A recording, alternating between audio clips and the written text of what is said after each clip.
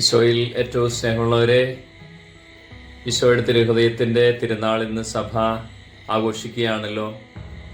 1856 Pius 9 മാർപ്പാപ്പയാണ് ഈ തിരുനാൾ സഭയുടെ ഔദ്യോഗിക തിരുനാളായി പ്രഖ്യാപിക്കുക.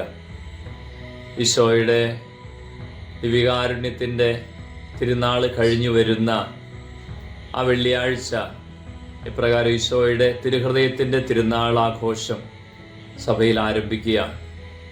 പത്രോസ്ലീഹ എഴുതിയ 1-ാം ലേഖനം 3-ാം അധ്യായത്തിൻ്റെ 15-ാമത്തെ വചനത്തിൽ നമ്മൾ ഇങ്ങനെ വായിക്കുന്നുണ്ട്: നിങ്ങളുടെ ഹൃദയത്തിൽ യേശുക്രിസ്തുവിനെ രാജാവായി പൂജിക്കുക. കർത്താവിൻ്റെ സാന്നിധ്യത്തെ ഹൃദയത്തിൽ പൂജിക്കുക എന്നുള്ളതാണ് ഈ തിരുഹൃദയ തിരുനാൾ നമുക്ക് തരുന്ന സന്ദേശം.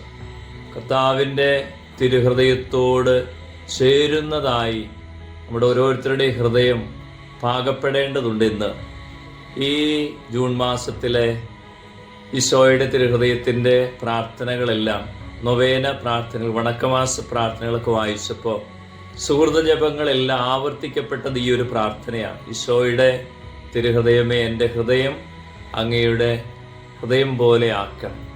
നമ്മൾ ഓരോരുത്തരിലും സംഭവിക്കേണ്ട ഏറ്റവും വലിയ ഒരു അനുഗ്രഹം അല്ലെങ്കിൽ ഏറ്റവും വലിയൊരു മാറ്റം ഇതാണ്: നമ്മുടെ ജഡത്തിൻ്റെ പ്രേരണകളാൽ കലുഷിതമായിരിക്കുന്ന മനുഷ്യൻ്റെ ഹൃദയത്തെ ദൈവസാന്നിധ്യം കൊണ്ട് നിറയ്ക്കുക. ദൈവസാന്നിധ്യം കൊണ്ട് ഈ ഹൃദയത്തെ നിറച്ച് അഭിഷേകത്തിൽ സൂക്ഷിക്കുക. എസെക്കിയേൽ പ്രവാചകന്റെ പുസ്തകം 36-ാം അധ്യായം 25 മുതലുള്ള വചനങ്ങൾ നമ്മൾ വായിക്കുന്നില്ല. ഞാൻ നിന്റെ മേൽ ശുദ്ധജലം തളിക്കും, സകല മാലിന്യങ്ങൾ നിന്നെ ഞാൻ ശുദ്ധീകരിക്കും, സകല വിഗ്രഹങ്ങൾ നിന്നെ ഞാൻ നിർമ്മലനാക്കും, ഒരു പുതിയ ഹൃദയം ഞാൻ നിനക്ക് തരും, ഒരു പുതിയ ചൈതന്യം നിന്നിൽ ഞാൻ നിക്ഷേപിക്കും, നിന്റെ ശരീരത്തിൽ നിന്ന് ശിലാഹൃദയം മാറ്റി മാംസല ഹൃദയം ഞാൻ സ്ഥാപിക്കും.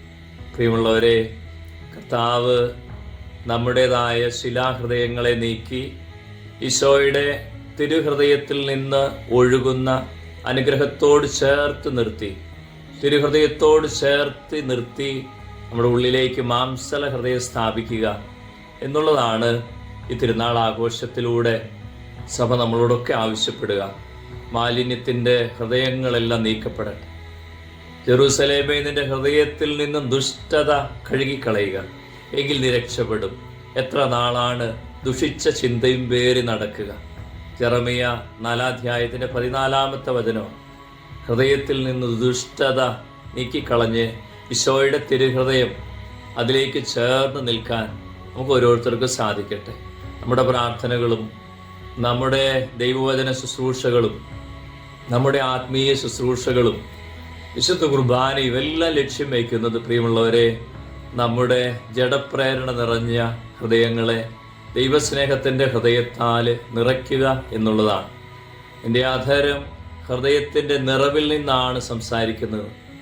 ലൂക്കാ സുവിശേഷം 6:45 പറയുന്നു: നല്ല മനുഷ്യൻ തൻ്റെ ഹൃദയത്തിൻ്റെ നല്ല നിക്ഷേപത്തിൽ നിന്ന് നന്മ പുറപ്പെടുവിക്കുന്നു, ചീത്ത മനുഷ്യനാകട്ടെ തിന്മയിൽ നിന്ന് തിന്മ പുറപ്പെടുവിക്കുന്നു.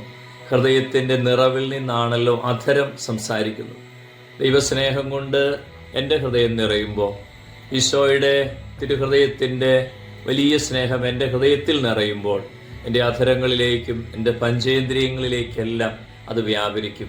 പ്രിയമുള്ളവരെ, ഈ തിരുനാൾ ആഘോഷത്തിൽ നമ്മുടെ ഏറ്റവും വലിയ ആഗ്രഹം, ഏറ്റവും വലിയ പ്രാർത്ഥന ഇതാകട്ടെ: കർത്താവേ, എൻ്റെ ഹൃദയത്തെ അങ്ങയുടെ തിരുഹൃദയത്തിന് ഒത്തതാക്കണമേ. എല്ലാ മാലിന്യങ്ങളും നീങ്ങാൻ ഈ ആഘോഷങ്ങൾ, ഈ പ്രാർത്ഥനകളൊക്കെ കാരണമാകട്ടെ. ദൈവം നമ്മെ സമൃദ്ധമായി അനുഗ്രഹിക്കട്ടെ. ആമേൻ.